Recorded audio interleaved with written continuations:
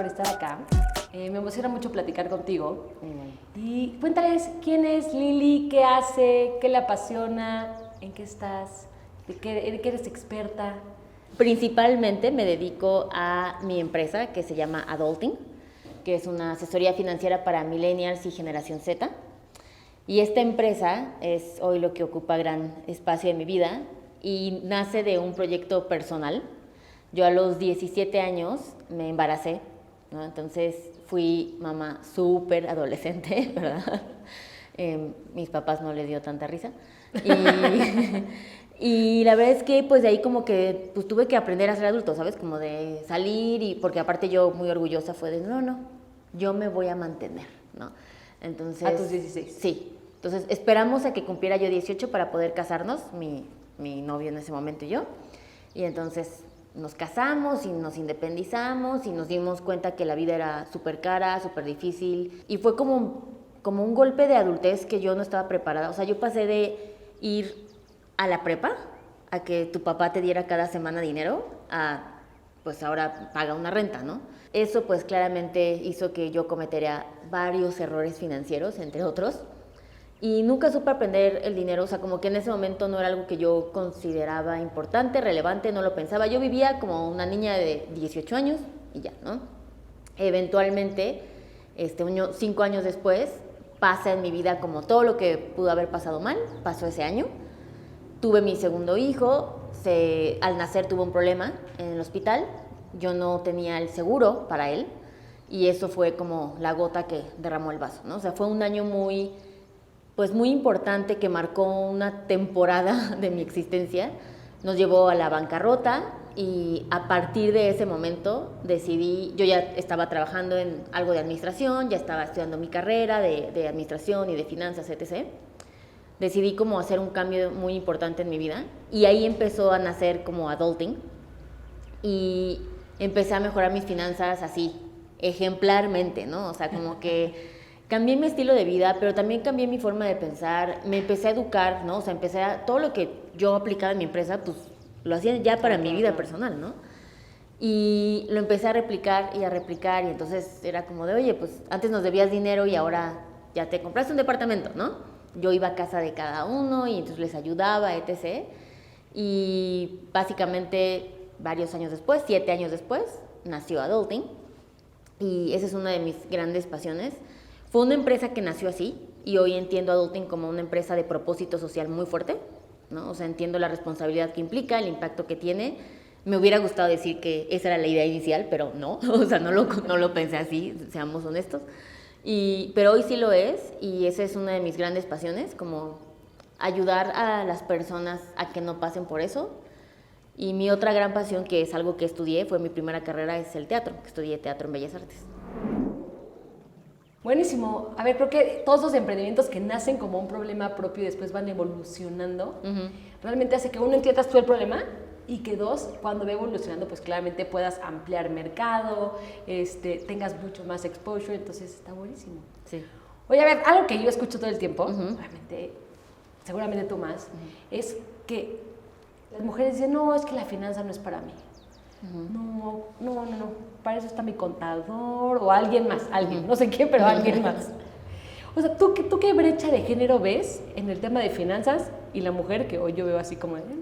Es gigante, o sea, hay como dos lados, ¿no? Uno es la perspectiva que yo vivo como una persona que es una experta en finanzas y cómo a mí me toca desde mi expertise en mi industria, en mi mercado, en mi campo, esta brecha que hay, ¿no? Entonces, en la presentación de la FIL de mi libro les decía, ¿no? Como cuando yo voy a un panel y hay hombres y hay mujeres y hablamos de finanzas, todos somos expertos en finanzas, ¿ok? Yo veo que a él le hacen una pregunta de la bolsa, ¿no? ¿Qué piensas de la recesión? Dime más de esto, claro que sí. Pregunta complicada, ¿y exacto, la tuya? ¿no? Y entonces, ¿qué tips nos puedes dar para el súper? Y yo con cara de, ¿qué te pasa? ¿Qué fregados vas a saber yo de eso? Uno, ni hago el súper yo, ¿no? O sea, pero es difícil el ganarte esta credibilidad porque ninguno de los dos géneros está acostumbrado que las mujeres participemos en tomar, ¿no? Mucho menos en ser expertas en finanzas, ¿no? Nos ha pasado, por ejemplo, en Adulting que tenemos clientes, o sea, el proceso es online, ¿no? y cuando ya llegan a la entrevista, a la sesión para hacer como de cuenta un diagnóstico y ven que es una asesora, no quieren seguir el proceso. Ok. ¿Sabes? Es un rate muy alto que pasa eso. Entonces, incluso tuvimos que cambiar la comunicación de toda la empresa. Es como de, se te va a asignar una asesora, ¿no? Ya. Okay. O sea, todo está en sexo femenino y lo sabes. Es muy complicado y yo tengo que pensar y esforzarme 7 veces más que cualquier hombre que va a hablar de finanzas, ¿no? Y que va a ser creador de contenido de finanzas en YouTube. Yo decidí hacerlo primero en una plataforma que va a ser Instagram, en donde yo no aparecía. Bueno, por eso Adulting se llama Adulting, no Liliana Olivares, ¿no? Porque yo no quería que estuviera asociado a algo de género. Porque iba a ser más difícil recorrer ese camino. Tuve que hacerlo casi anónimamente por 3 años para después yo ser el front y la cara de eso. Okay. Y después viene la parte de las clientas, en su mayoría, nosotros el 90% de nuestras clientas son mujeres. Y mucho es, mira, mi papá me dijo, ¿no? O sea, como mi esposo se hace cargo y llegan a este punto en donde quieren tomar control, por ya en un nivel de estrés, ¿no? O sea, como que en un punto, son pocas, existen, por supuesto, que dicen como, quiero mejorar, ¿no? O sea, siento que lo podría hacer mejor. Pero ya de entrada hay una resistencia yo siento que no es lo mío, ¿no? O sea, como tú dices, no es mi expertise, todo el tiempo me han dicho que no. Y en esta parte socialmente mexicana que se construye de, las mujeres sí son bien administradas, ¿no? Así de, todo el gasto yo se lo doy y ella lo hace rendir. Eso no es habernos dado un poder de administración. Se nos asignó un poquito de dinero en donde ya el hombre decidió, la pareja decidió cuánto iba a ser. Y se te dijo, haz milagros con esto, y las mujeres, como siempre, milagros. Lo vamos a hacer, ¿no? Y entonces como, claro, cuando ya no tienes esta parte en donde se te da algo, se te asignó, ¿cómo nadie nos explicó cómo llegaron a esa cifra?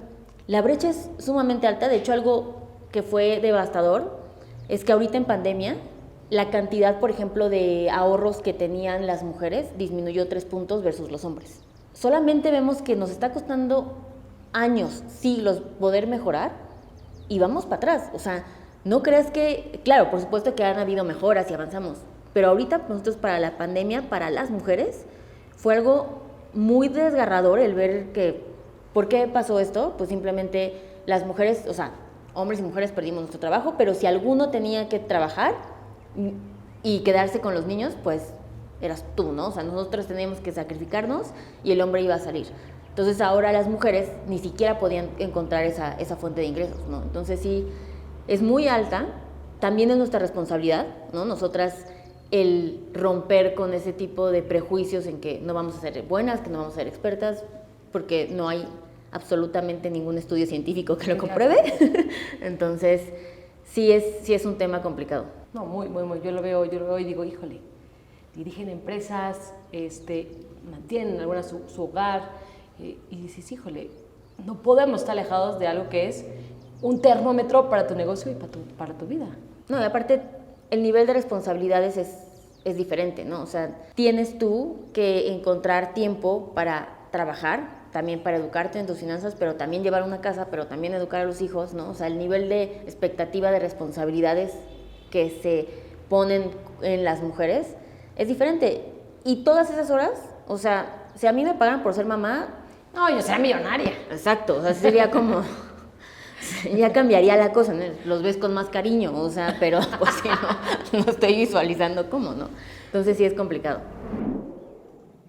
Hay muchas brechas que tenemos que ir cerrando, tanto en lo familiar, en la empresa, y puntualmente hablando de servicios financieros. O sea, es algo históricamente conocido que las mujeres tenemos menos acceso a servicios financieros.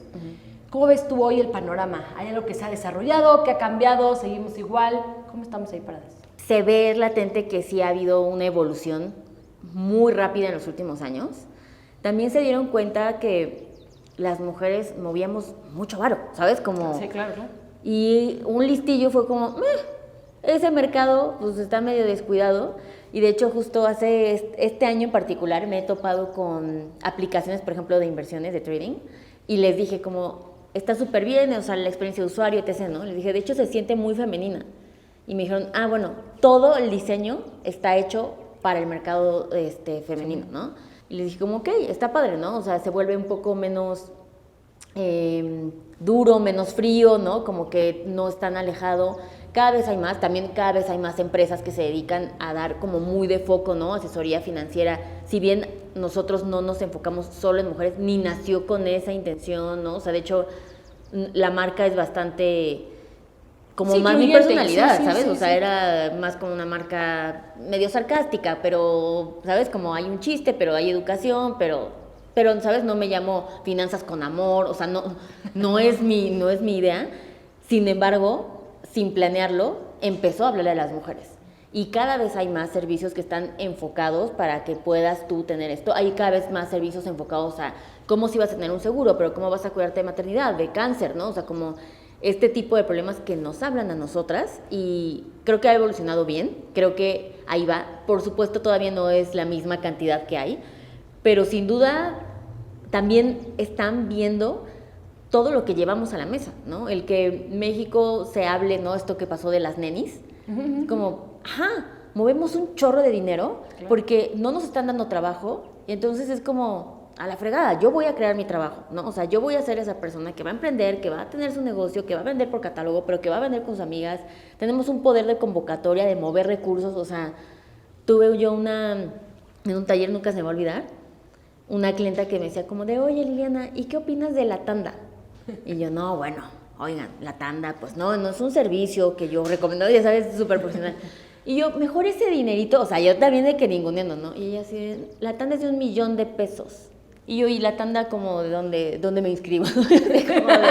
Y yo o sea, tiene un súper esquema, o sea, el logro de haberlo hecho llevaba como 10 años, ¿eh? O sea, con 100% todos pagados súper bien, y es como, claro, o sea, imagínate que esto esté bancarizado, ¿no? O sea, ¿cómo lo puede escalar? Como, o sea, ella está ya haciendo una sofón perfecta de cómo llevar este dinero. Y los servicios y las empresas se dan cuenta de eso, y me parece que sí, o sea, gratamente es algo que cada vez vemos más. No, a ver, es que la toma de decisión de las mujeres con el dinero va creciendo. Sí. Entonces, claro que empezamos a jugar un papel muchísimo más relevante en el cómo se mueve la economía, la toma de decisiones. Entonces, claro que las empresas, marcas, le tienen que empezar a hablar a las mujeres y ayudarnos ellos a que justo se vean más femeninos, sean mucho menos rudos, y entonces ellos también sean quienes nos ayuden a cortar esta brecha. Lili, ¿qué es para ti que las personas tengan buena salud financiera?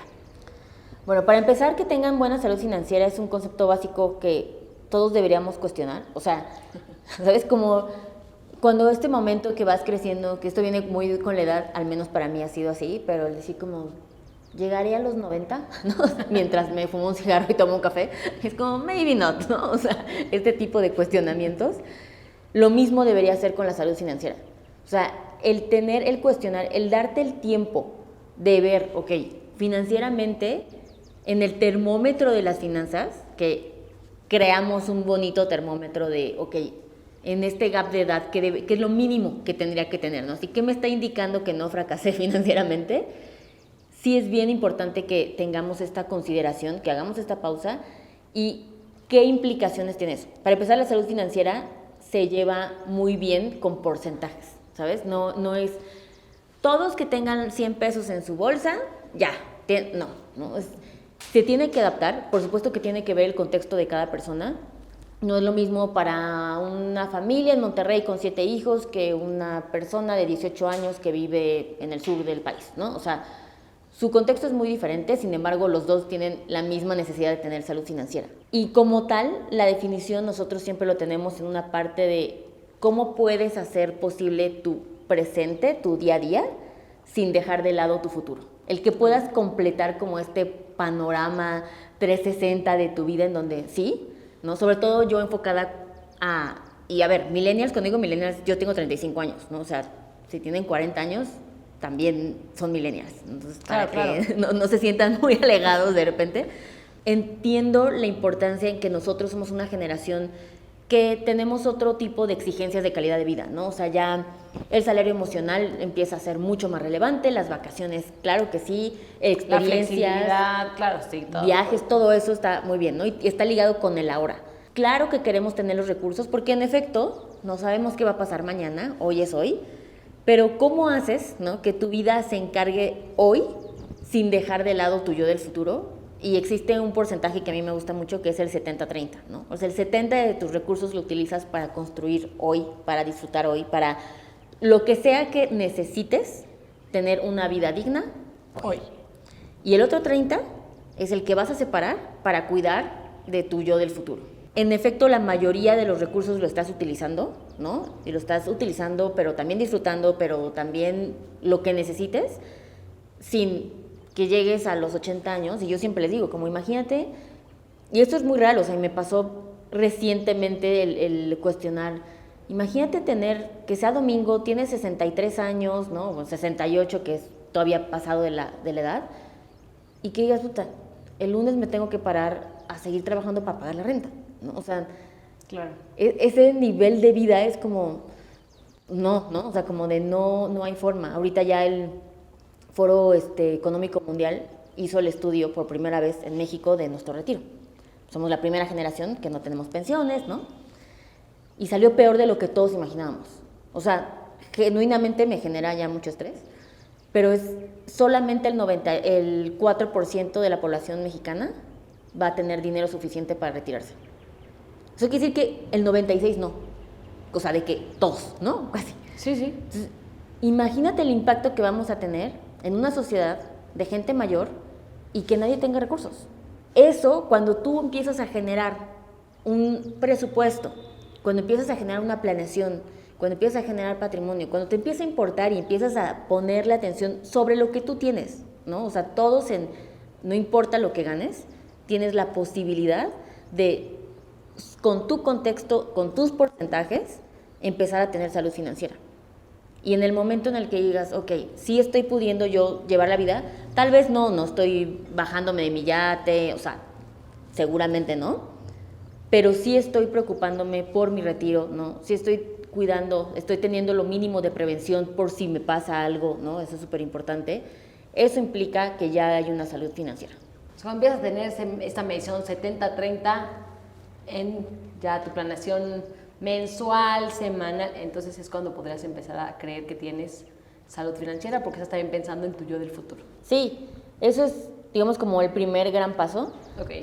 Y por eso vamos siempre, así yo y los porcentajes, ¿no? Porque te permite el no ponerte una cantidad que pudiera ser ridícula para algunas personas, ¿no? O muy fáciles para otras, ¿no? O sea, al final el decir, de todo, no importa quién seas, tu 70% tiene que estar utilizado hoy, bla, bla, y el 30% tiene que estar siendo ahorrado, invertido, etc.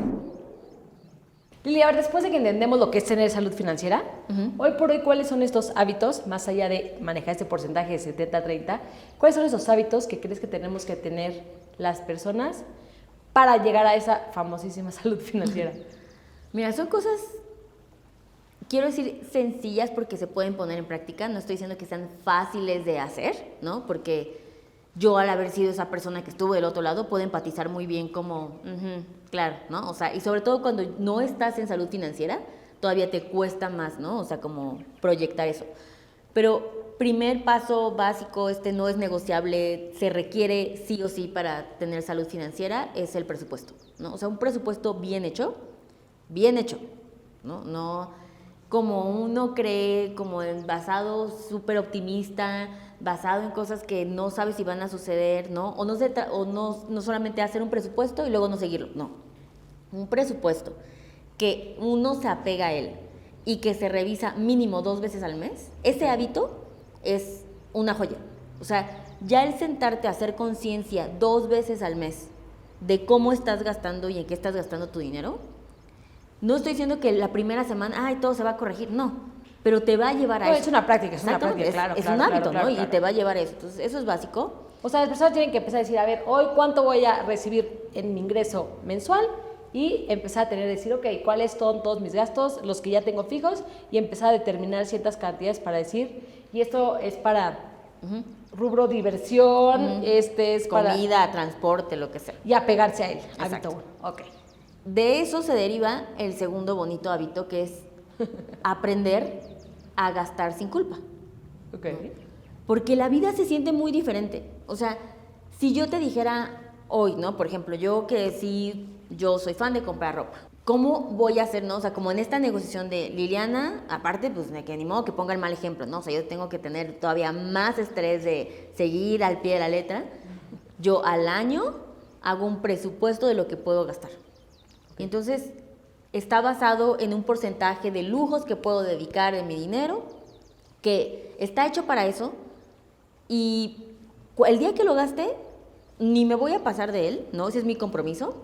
Pero tampoco me siento mal, ¿sabes? No soy que ya lo pedí online y estoy esperando que, ay, pero cuando llegue lo voy a regresar, total, ¿no? O sea, o estás esperando algún pago a ver si se aparece para que lo puedas pagar. O sea, ese hábito de aprender a saber qué sí puedes gastar, empieza a darte una paz mental que te motiva a seguir procurando el mismo presupuesto, ¿sabes?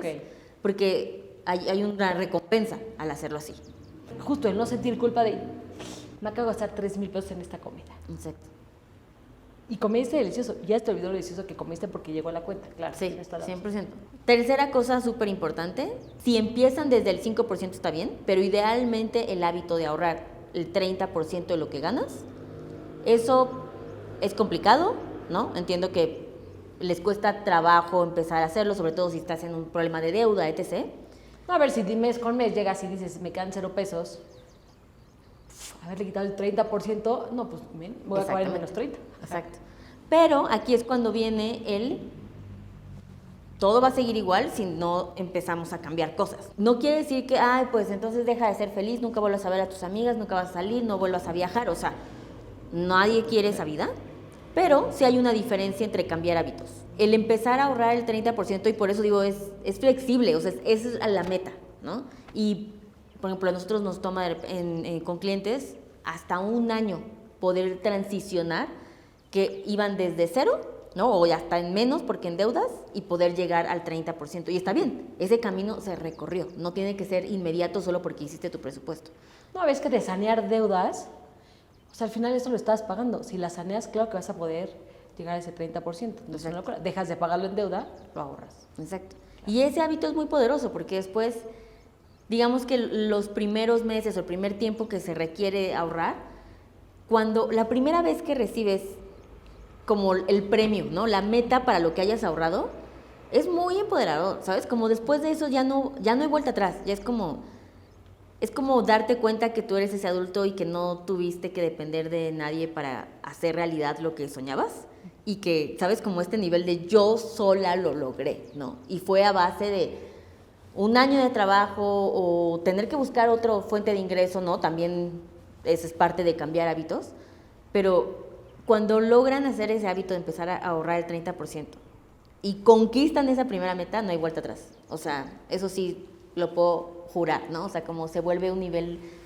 de, pues no puedo, incluso, sí, satisfacción, ¿no? Personal que dices, no paro. Exacto, o sea, 100%. Y la otra, que es un hábito muy importante que ya no es opcional, antes era un privilegio, la verdad es que sí lo era así, sobre todo en México, es invertir. No es opcional que no tengas inversiones. Idealmente quisiéramos que alguien tuviera 5 inversiones distintas, ¿okay? Un portafolio de inversiones. Y no estoy diciendo que para eso necesitan 5 millones de pesos, no, pero a ver, desde tu Afore, eso ya es una inversión. Tu fondo de emergencia, si lo vas a invertir, esa es otra, ¿no? Hoy tienes la posibilidad de invertir desde 30 pesos. Entonces, si son 30 pesos en 5 diferentes, está bien. Pero ese es un hábito que ya nosotros tenemos, esta mentalidad la tenemos que adoptar mucho más en Latinoamérica. Okay. Y que es para todos, porque sí es para todos. Es que te digo que a veces parece tan lejano, pero dices, claro, cuando lo pones ya en decir, puede ser desde 30 pesos, dices, entonces sí podría. Pero es no acercarnos a conocer estos métodos, a saber que está a nuestro alcance. Qué importante es el perderle el miedo de decir, puedo acercarme a preguntar y empezar a hacer un plan, ¿no? Sí, sí voy a intentarlo, ¿no? O sea, al menos voy a ver qué pasa, ¿no? Si lo hago. Sí. Y retomando a ver uno de los hábitos, que creo que son todos importantes, pero el del ahorro. O sea, porque sí me encuentro todo el tiempo con si no me alcanza, ¿cómo voy a ahorrar? Entonces, ¿cómo empiezas ese brinco a empezar a ahorrar y cómo lo impulsas? Siempre les digo que el ahorro es la parte de las finanzas menos teórica, menos matemática, no, ¿sabes? Como No existe un grupo de WhatsApp que estén dando consejos que nadie más sabe. No, es un acto de voluntad. O sea, el ahorro sí empieza con ser determinante en la necesidad, ¿no? Y el impacto que va a tener en tu vida. Hay de dos, ¿no? Como o culturalmente, ¿no? Te heredaron como este buen hábito de ahorrar y lo replicas porque lo veías, ¿no? Y es como, ¿no? Mucha gente me pasa A mí nunca me dijeron, excepto que no me endeudara, ¿no? O sea, como de yo no sé, pero yo sé que deber está mal, ¿no? Como que tiene un contexto negativo y ya. Lo mismo pasa con el ahorro. Entonces, o lo haces porque pues así lo viste, o realmente empiezas a ver el valor que esto implica en tu vida y te das cuenta lo que decíamos hace rato, ¿no? El ahorro pues es un acto de amor. O sea, para mí, yo por ejemplo, que te decía al principio, que estudié teatro, pues era como que, nunca me dijeron que no, pero era como de, pero cuando quieras comer y así, como, y yo así de teatro, papá, es obvio, ¿no? Y pues, como decimos. Y para mí como que se me quedó muy grabado en esa etapa de mi vida que yo tenía que depender de alguien más para que mis sueños como que se hicieran realidad, ¿sabes? Y cuando descubrí el ahorro, tarde, me hubiera encantado mucho más a tiempo, fue como, wow, o sea, me estás diciendo que yo, si hago un esfuerzo, pero que esté en mis manos, ¿no? Del poco control que tenemos en la vida, yo de esto sí tengo y que lo puedo utilizar en lo que yo quiera, porque aparte eso es lo divertido del ahorro. Claro, que le son pones tus una meta metas. y dices, sí, claro. O sea, nadie dijo que hay solo el ahorro para esto. No, es para lo que tú quieras. Y que tú eres responsable de eso y que tú sí tienes ese control y que va a regresar a ti convertido en eso. O sea, cuando yo me di cuenta de eso dije como, no, pues de aquí soy, ¿no? O sea, porque este nivel de poder entregarme yo, y yo siempre les digo, es una herramienta tangible de yo sí creo en este sueño, ¿no? O sea, yo sí le apuesto a esto. Porque es muy diferente y uno de los primeros pasos para que el ahorro se sienta así es, en efecto, ponerle metas, ¿no? No es como, estoy bien motivada a ahorrar el 30%. Es como, nadie así en la quincena es como, claro que sí, ¿no? Es como, nadie está haciendo eso. Pero yo, o sea, sí se siente diferente cuando dices como, ok, voy a ahorrar 3,000 pesos porque quiero estar comprando mi casa en Mérida para retirarme. Y eso empieza a sentirse como... Sí, cuando tiene nombre y apellido dices, claro. Claro. Sí, claro. No, y aparte es muy poderoso cuando alguien llega y te diga como de, no, pues sí, o sea, yo todos los meses de verdad, o sea, pongo 5,000 pesos para mi casa en la playa. Tú no estás, o sea, tú cuando escuchas eso no dudas que la persona lo va a lograr. Claro. ¿Sabes? Es como, ya es un plan, o sea, esta morra lo tiene solucionado, ¿no? O sea, seguro ya está de tener la casa, ¿no? O sea, ya... ¿Dónde ya? Sí, exacto, claro, o sea, claro, como... claro. Y se siente así. Entonces, esa es la estrategia del ahorro. Cuando tú empiezas a mapear qué es y le pones la meta y le pones y lo vuelves realista. Y no quiero decir que diga como con 5,000 pesos y vas a comprar el avión de Kim Kardashian. No va a suceder, ¿no? Pero este es el momento en donde siempre empezamos ¿qué es lo que sí deseas? ¿No? Yo siempre les digo, hagan una lista, así como una lluvia de ideas de todo lo que se te ocurra que quieras poner, utilizar con ese 30%, o el 10 o el 15, o con el que sea que vayas a empezar. De esa lista, solo escoge 5. De esas 5, escoge 3. Y le vas a poner del 1, 2 y 3 por orden de prioridad. Esas son las que te vas a enfocar. Esas son las que primero vas a enfocarte, no más de 3, si no se vuelve como, pues, abrumador, ¿no? Y en efecto se vuelve como muy inalcanzable. Esas 3 metas y ahora las investigas. Desde sí cambiar mi carro, pero el enganche para mi casa y la maestría. Ok, ¿la maestría dónde? ¿Cuánto va a costar? ¿En cuánto tiempo te quieres ir? Y tal vez no se va a quedar en la lista, tal vez en el mismo proceso de la investigación es como de, ya vi y no, la verdad sí está de flojera y luego ya vi que ni siquiera tiene las materias, no va a ser, yo qué sé. Me ha pasado también mucho, que esto ha sido muy bonito, que es, ya investigué y resulta que hay un fondo económico que me pueden dar ahorita, o sea, que me podría ir el siguiente semestre. Y ni sabía. Y es como, pues ya táchalo tu lista, ya lo lograste, felicidades, ¿no? O sea, claro, va a haber cambios, pero se puede hacer. Entonces, hacer ese proceso para que esas 3 metas sean las que te vas a enfocar es muy importante, es lo que sí lo va a hacer real, ¿no? Y fácil de construir, tangible. No exactamente fácil porque no estoy diciendo que no requiere sacrificios y esfuerzos, pero poder hacer eso, y ese es el primer gran paso. Después, lo tienes que invertir. No nada más es que lo separas en un sobre de tu dinero, no. ¿Quieres llegar más rápido? Inviértelo. Pues sí quiero llegar porque ya vi esa casa y sí quiero llegar a esa casa más rápido, ¿no? Entonces, ese es un gran paso que también va a ayudar a fomentar esto. Y parte de cómo llego a ese porcentaje, si ahorita se ve muy inalcanzable, muy ese 30%, ¿no? Uno, es en serio que es gradual, no hay castigos por no hacerlo gradual. Y dos, implica que cuando estés investigando esto, te emocione demasiado lo que estás haciendo, que los sacrificios de tu presente, y hemos tenido que hacer nivel de, ¿sabes qué? Me voy a mudar a este departamento, no, o sea, es un departamento súper caro y yo eso lo podría estar pagando, o sea, literalmente ahorita, por ejemplo, tuvimos una clienta que hicimos eso, ¿no? Y fue como, eso es apostarle a ese sueño. Claro. Sí va a haber sacrificios, sí vas a tener que hacer cosas, pero también hay una recompensa al final. No, y te tiene que emocionar, porque si no te emociona, pues es como, no, mejor si me lo gasto. Exacto, Claro. totalmente. Lili, yéndonos a un escenario fatalista. Okay. ¿Qué es lo peor que le podría pasar a alguien si no tiene salud financiera?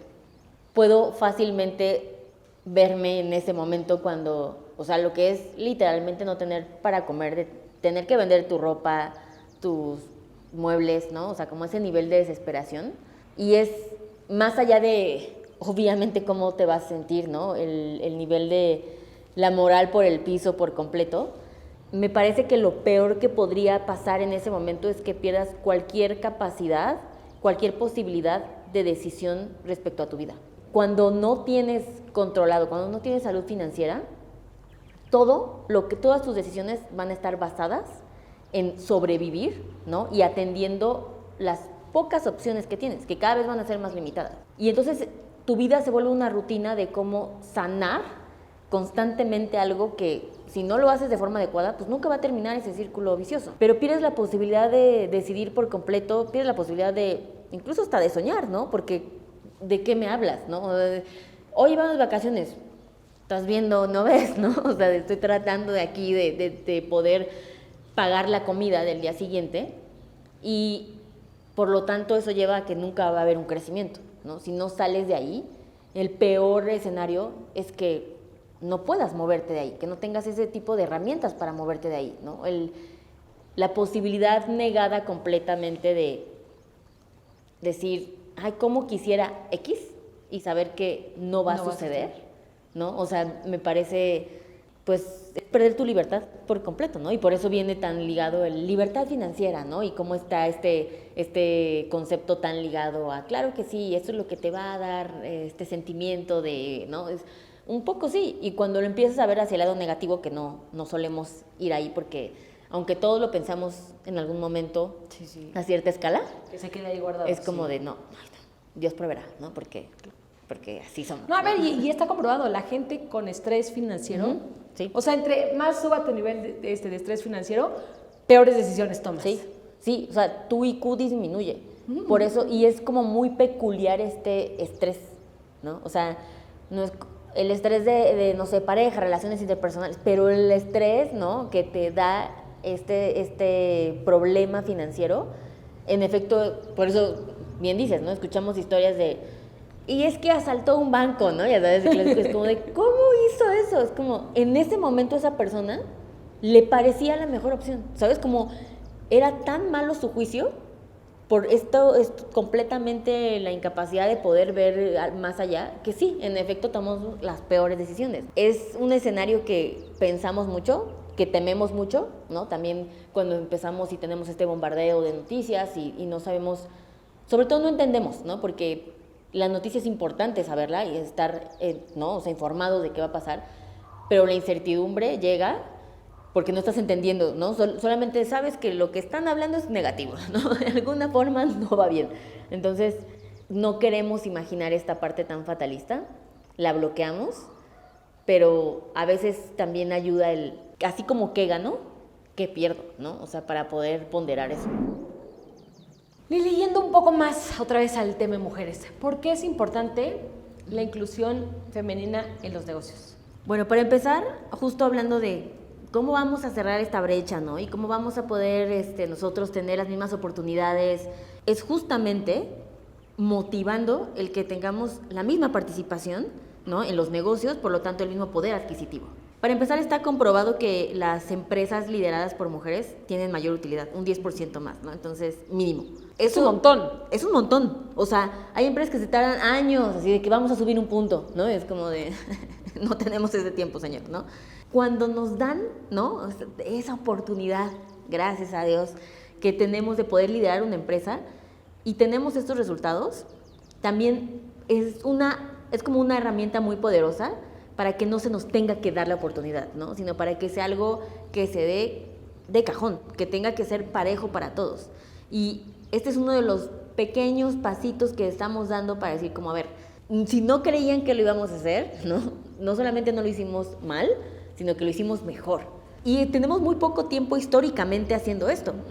Imaginemos en 20 años, ¿no? O sea, conforme nosotros también entendamos mejor este mundo, ¿no? Empecemos a crear nuestro mismo idioma, nuestra misma forma de hacer negocios, porque la idea no es hacerlo igual, somos géneros diferentes y eso está bien, pero también las empresas de este lado y los que están, ¿no?, a la cabeza, ¿no?, y los directores de empresas y las mesas de consejos tienen una responsabilidad de poder generar este mundo. No va a pasar solo porque sí, ¿no? Y no tenemos que estar pidiendo esos espacios. También se tienen que abrir de forma muy, muy pareja y creo que hay herramientas iniciativas que me han gustado mucho. Por ejemplo, existe una empresa mexicana que por cada entrevistado se entrevistan 3 mujeres. ¿Okay? Porque esa es la disparidad que se vive dentro de la empresa, ¿no? Entonces, para poder nivelarlo, entonces tenemos más. El proceso de selección en donde no se dice si es hombre o mujer, no hay una foto. Talento. ¿No? Es talento, punto, ¿no? Entonces se vuelve también muchísimo más objetivo cómo se va reclutando.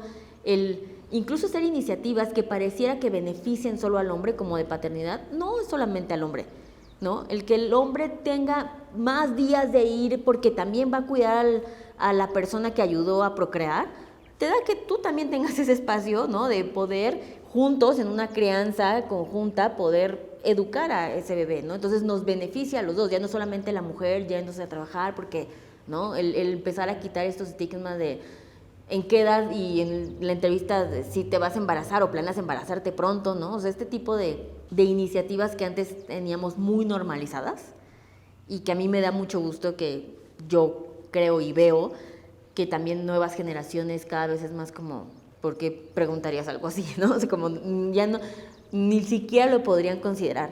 Entonces, también va a tener un impacto en las empresas que tal vez no nacieron así, que originalmente esa no era su cultura y que están transicionando a esto, y se va a reflejar en dinero, ¿no? Que es parte de lo que también, por supuesto, es bien importante y es un ganar-ganar en esta situación, ¿no? No, pues en dinero y en eficiencias, que al final eficiencia también es dinero. Exacto. Eres experta en finanzas, pero también emprendedora. O sea, ¿cuáles crees que han sido los factores, herramientas, o sea, que han hecho crecer? Bueno, 1, que te atrevieras a emprender. 2, que tu negocio creciera. Y 3, que lo sigas impulsando. Creo que hay un paso muy importante que siempre me gusta como hablar antes de emprender, porque mi emprendimiento nació desde un lugar muy relajado, ¿sabes? No vino desde la necesidad. Y cuando emprendes desde un lugar que te da el espacio, ¿no? Y, a ver, esto fue un privilegio, ¿no? O sea, yo tenía un empleo que me dio la oportunidad de decir, puedo hacer las 2 cosas a la vez, ¿no? O sea, siento que sí lo voy a lograr. Y la forma en la que creé la empresa, ¿no? O sea, llevaba 14 años en una empresa. Y yo dije, no, basta. O sea, yo quiero tener mi empresa, yo quiero tomar mis decisiones, quiero poder hacer chistes que yo quiera, yo quiero que no me censuren, ¿no? O sea, quiero poder tener mi personalidad y si les gusta está bien y si no me vale. Y entonces eso para mí era como divertido, era muy emocionante. Y aparte, esto es algo, ya lo llevo validando por 7 años, ¿no? O sea, claro que hay un mercado. Empezaba a hacer que, oye, ya, esto ya no, de hobby, gratis, ya no está padre, ¿no? Entonces, cuando yo decidí que, ok, esto sí va a ser una empresa, hice un plan que me permitió desde la comodidad creativa de hacerlo. Entonces, emprender con finanzas sanas personales se sintió muy bien para poder hacer esto, ¿ok? Y yo designé un presupuesto muy bebé, 60,000 pesos. Adulting empezó con 60,000 pesos. Que de mis finanzas personales, yo dije, este es el porcentaje que puedo invertir a riesgo alto. y iba a ser mi empresa, porque yo dije, Sí, pues sí, a ver sí, cómo nos va, ¿no? Porque aparte yo no tenía ningún tipo de referencia. O sea, lo que hacemos y cómo lo hacemos no existe de esta misma forma. Haberlo hecho desde ese lugar cómodo, ¿no? Designando un presupuesto, y ese fue el presupuesto, ¿eh? Claro, le llamé a todas las personas que conocía, pedí todos los favores de la vida, cobré así de que, ¿te acuerdas en el kinder cuando tú me pediste la respuesta? Es como de, soy yo, ¿no? O sea, te necesito. Empecé a construir esto y la tercera cosa que yo creo que fue, y hasta la fecha lo sigo llevando religiosamente, siempre me lo tomé muy en serio, ¿sabes? Nunca iba a ser, ay, un changarrito, ay, voy a hacer como que juego a ser asesor. No. O sea, Adulting va a ser una empresa que se va a constituir, que va a pagar sus impuestos, que va a tener una cuenta de banco, que va a facturar, ¿no? Vamos a tener un proceso interno. Era yo, ¿no? O sea, a ver, pero yo tenía mi proceso interno en donde iba y lo probaba y tenía un MVP y, ¿sabes? Como nunca se sintió como un juego. Y yo esto lo sigo validando. Si tú no te tomas en serio, los demás afuera tampoco lo van a hacer. Incluso cuando se hizo el lanzamiento de la empresa, se sentía una gran empresa. A ver, nosotros tuvimos ese día de lanzamiento entre las primeras 10 palabras más buscadas de Google. Y la gente iba a buscar y decía, ay, o sea, y me acuerdo que hace relativamente poco alguien me dijo como, yo creí que eran 100 personas.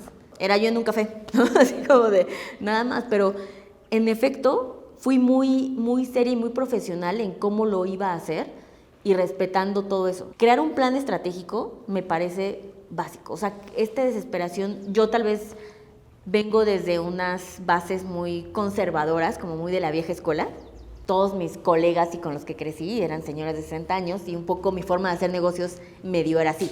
Entonces yo soy muy paciente en el crecimiento de la empresa, ¿no? Yo dije como, yo en 5 años no veo necesidad de por qué yo quiero que se haga unicornio, pero la voy a vender, pero después le voy a inyectar, pero 7 rondas de capital. No, a ver, ¿cuáles son mis metas de ahorita en 6 meses, ¿no? Y mi primera meta fue recuperar mi inversión. Yo a las 3 semanas había recuperado mi inversión. Y dije como, ok, esto pinta bien, ¿no? O sea, vamos muy bien, 6 meses perfecto, ¿qué sigue el siguiente año, no? Entonces, en el primer año yo tenía mis metas claramente, siempre de una forma muy pensada, muy estratégica, para lo que yo quería de mi empresa, lo que sigo teniendo de visión, tenía muy claro para no desenfocarme, ¿sabes? Como el responder cómo va la vida, claro que es un talento y te ayuda a no tomar estas oportunidades, pero siempre navegarla así, pues todo lo demás decide el rumbo de tu empresa, excepto tú. Nunca fui distraída fácilmente por, ay, yo sí quiero hacer eso y no, o sea, fui muy realista, muy clara. Y también siempre pienso, y esto es algo que ¿no? Cuando hay un cierre de año, ¿no? Y el siguiente, ¿qué va a ser lo diferente que va a innovar, ¿no? O sea, ¿en dónde sí se va a sentir diferente la empresa? Si yo no hubiera hecho eso antes de la pandemia, no hubiera hecho el primer taller online que yo tenía hecho. Nosotros lo lanzamos 2 semanas antes de que empezara la pandemia. ¿Sabes? Como... Y fue como, bueno, pues porque esto no es escalable, ¿no? Yo no puedo ir a atender a las personas, ¿qué vamos a hacer? No sé qué. Y pues sí, ¿no? El universo también ayuda a que, ok, pasó esto, ¿cómo lo aprovechamos? Tuvimos incluso que cambiar que es parte de reaccionar ante la situación.